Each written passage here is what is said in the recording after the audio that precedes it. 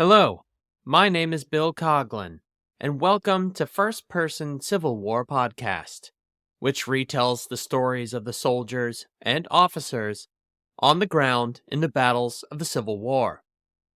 Episode 8 is entitled Captain John McMurray and the 6th United States Colored Troops at the Battle of New Market Heights.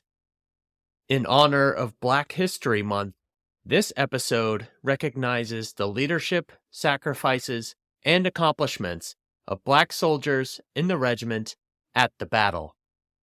And John McMurray wrote Recollections of a Colored Troop in 1916, which is the source used for today's episode. John McMurray was a native of Brookville, Pennsylvania, and enlisted with the 57th Pennsylvania on 3 July 1863. While at Camp Swearingen outside of Pittsburgh, Private John McMurray discovered that the Army was assembling colored troops regiments and put out a call for officer applications. John McMurray had to travel to Washington, D.C. and participate in an examination board that determined eligibility.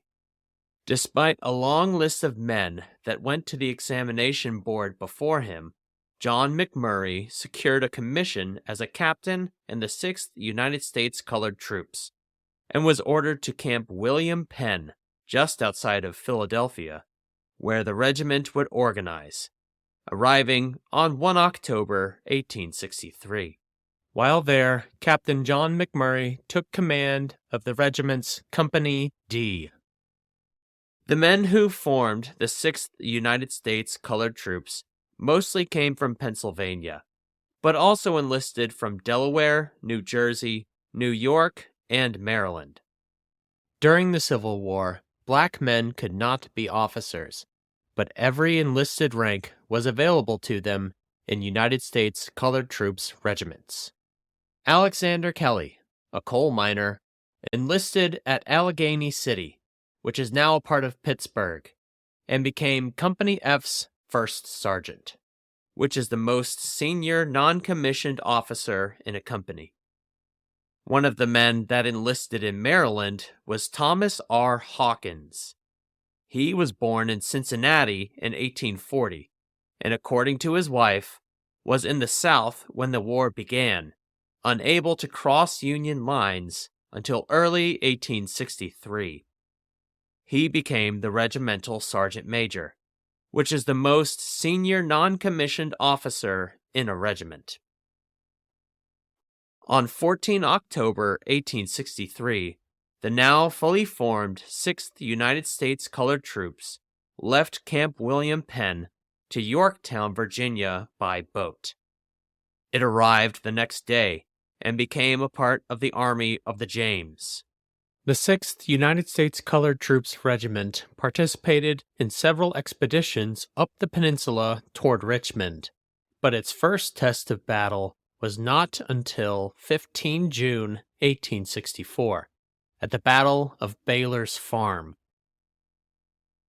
By September 1864, the 6th United States Colored Troops was a part of Colonel Samuel A. Duncan's 3rd Brigade and Brigadier General Charles J. Payne's 3rd Division of the 18th Corps, commanded by Major General Edward O. Ord, in Major General Butler's Army of the James.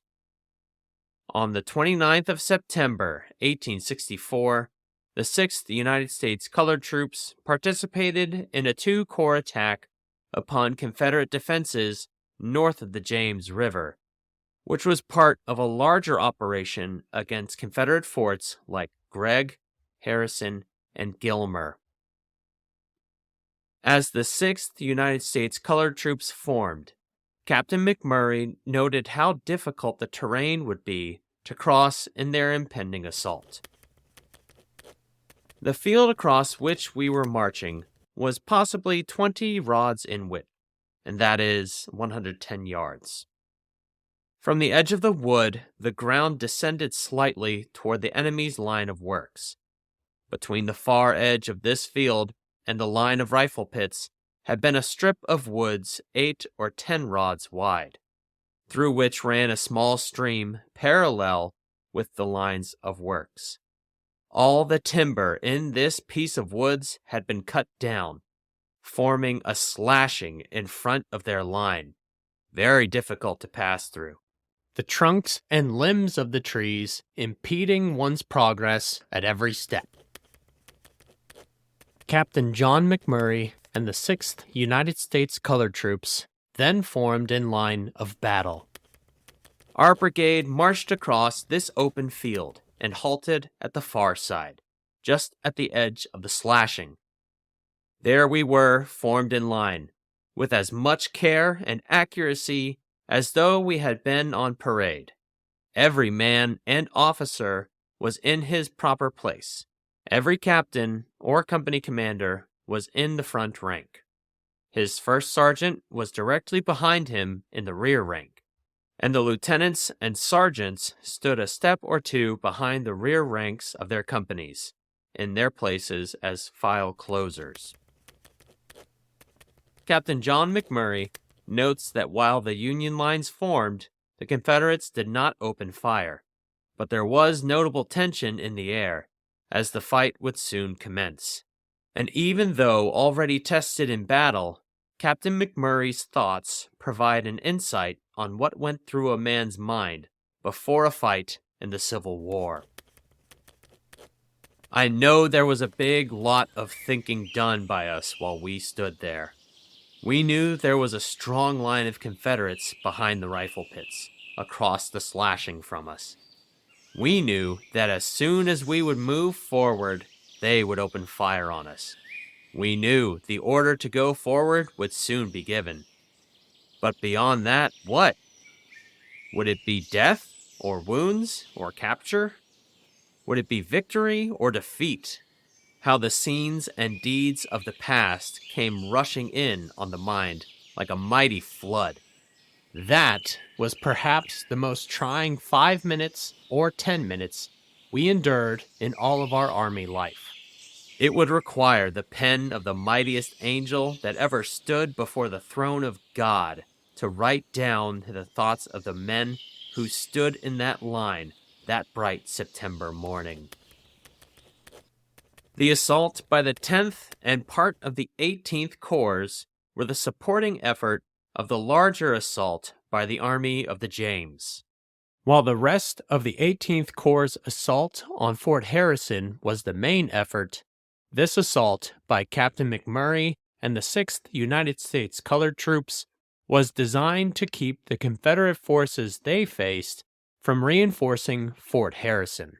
When ordered to advance, a lieutenant in Captain McMurray's company was immediately hit in the arm.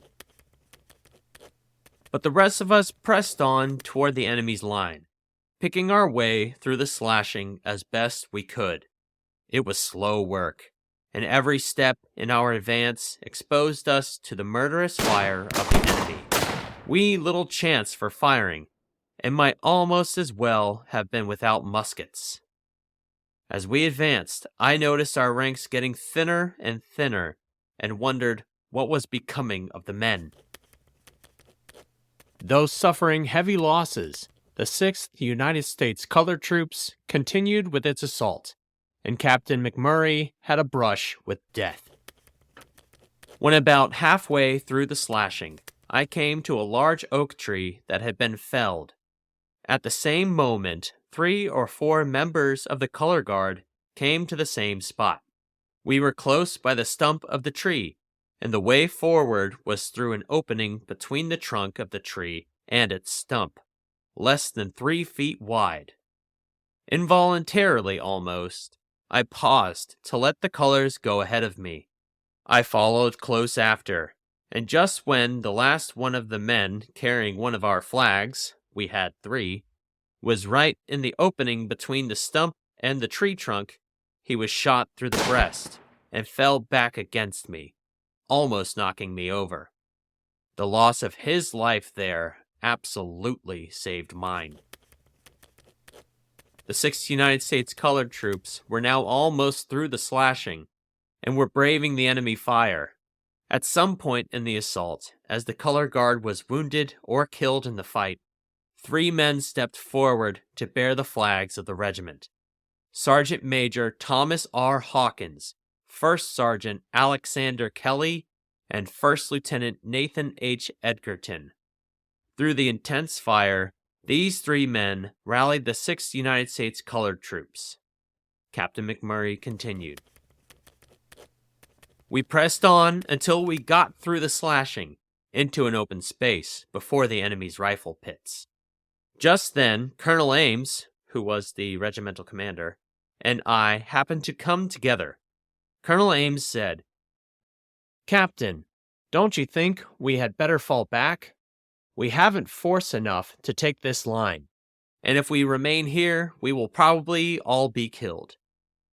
I answered that I thought the best thing we could do was to fall back. Then he said, "Take the men back as quickly as you can, but keep them well in hand, and don't let them get demoralized." And then we started back. Though the 6th United States Colored Troops retreated, the assault by the Army of the James at New Market Heights was successful, with all Confederate forces at New Market Heights retreating from their positions.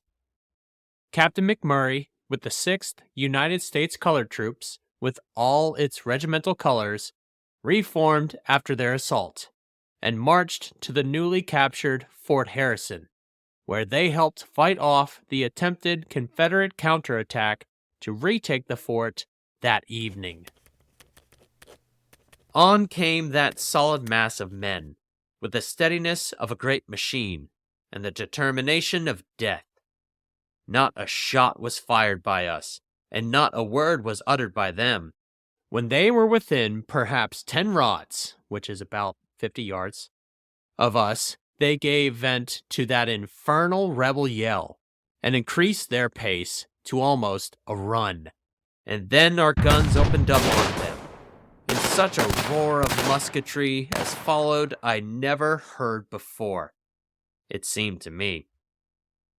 The Confederates came on until they were within a few feet of our muskets, when they could stand it no longer, and turned about and ran back at full speed. Major General Benjamin Butler, commander of the Army of the James, personally commended the men who made the assault, which included the 6th United States Colored Troops. Of the colored soldiers, the general commanding desires to make special mention. In the charge on the enemy's works by the Colored Division of the 18th Corps at Spring Hill and New Market, better men were never better led. Better officers never led better men. With hardly an exception, officers of colored troops have justified the care with which they have been selected. A few more such charges, and to command colored troops will be the post of honor in the American armies. The colored soldiers, by coolness, steadiness, and determined courage and dash, have silenced every cavil of the doubters of their soldierly capacity, and drawn tokens of admiration from their enemies. The 3 men that took up the regimental colors at the Battle of New Market Heights all received the Congressional Medal of Honor for their actions. First Sergeant Alexander Kelly received the Medal of Honor on 6 April 1865. His citation reads, "Gallantly seized the colors, which had fallen near the enemy's line of abattis, raised them, and rallied the men at a time of confusion and in a place of the greatest danger." Sergeant Major Thomas R. Hawkins, who was shot in the shoulder, thigh, and foot, received his Medal of Honor on 8 February 1870. His citation reads, "Rescue of regimental colors." And the citation for First Lieutenant Nathan H. Edgerton reads, "Took up the flag after 3 color bearers had been shot down and bore it forward, though himself wounded." At the Battle of New Market Heights, 24 Congressional Medals of Honor in total were awarded, with 13 awarded to black soldiers in United States Colored Troops regiments. The 6th United States Colored Troops remained at Petersburg until December 1864, when it was transferred to North Carolina, where it saw action at Fort Fisher and around Wilmington, and were with Sherman's army by the time he accepted General Johnson's surrender at Bennett Place, North Carolina. When John McMurray left the Army, he held the rank of brevet major and returned to Brookville, Pennsylvania. While there, he owned a publishing business, John McMurray & Sons, and a local newspaper, the Jeffersonian Democrat. In 1873, he was elected as a delegate which framed the Constitution of the Commonwealth of Pennsylvania in 1874. John McMurray published the book used for this episode in 1916, entitled Recollections of a Colored Troop. Thank you for listening to the 8th episode. The link for Captain John McMurray's book is now available on the podcast website, firstpersoncivilwarpodcast.com. On Facebook, Instagram, and X this week, you will find pictures of Sergeant Major Thomas R. Hawkins and First Sergeant Alexander Kelly, Medal of Honor recipients. I'm also on LinkedIn. Just search Bill Coughlin, and please connect with me. You can find links to the social media sites at the top of each web page. Please be sure to like, comment, and subscribe wherever you find the podcast. Private Edward Young McMorris of Company G, 1st Alabama, provides next week's first-person account at the Battle of Franklin. My name is Bill Coughlin, and thank you for listening to First Person Civil War Podcast.